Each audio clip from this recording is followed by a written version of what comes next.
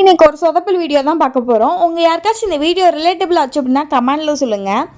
நம்ம ஏதாச்சும் ஒரு டைம் ஏதாச்சும் ஒரு ஸ்நாக்ஸ் செஞ்சுருப்போம். அந்த ஸ்நாக்ஸ் நல்லாவே வந்திருக்கும், சீக்கிரமாகவும் காலியாகிருக்கும். ஓகே அப்படின்னு சொல்லி அடுத்த வாட்டி செய்யும்போது கொஞ்சம் எக்ஸ்ட்ரா குவான்டிட்டியில் செய்வோம், நினச்சது ஒரு குத்தமாக போயிருக்கும். அதே மாதிரி தான் நான் ஒரு கடலை பருஃபி செஞ்சுருந்தேன். ஒரு 2 டைம்ஸ் மேலேயே நான் செஞ்சுருக்கேன், நல்லா தான் வந்திருக்கு. இந்த வாட்டி அதே மாதிரி செய்யாமல் நான் என்ன செஞ்சேன், கொஞ்சம் எக்ஸ்ட்ரா குவான்டிட்டியில் செய்யும்னு நினச்சது ஒரு குத்தமாக போச்சு. அது என்னாச்சு, இந்த கடலைக்கு பிரச்சனையா சீனிக்கு பிரச்சனையான்னு தெரில, ஒரு மாதிரி கட்டிக்கட்டியாக ரவுண்டாக வர ஆரம்பிச்சிச்சு.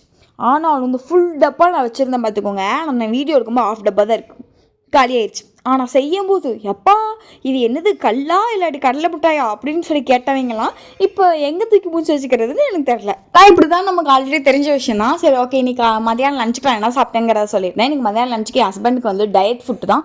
ஸோ அதனால் 1 கப் ஆஃப் ரைஸ், அவுச்ச சிக்கன் அண்ட் 4 பாயில்டு எக் சாப்பிட்டாங்க. எனக்கு சோறு, கருணக்கிழங்கு மசியல், அப்பளம். ஓகே, டட்டா, பை பாய்.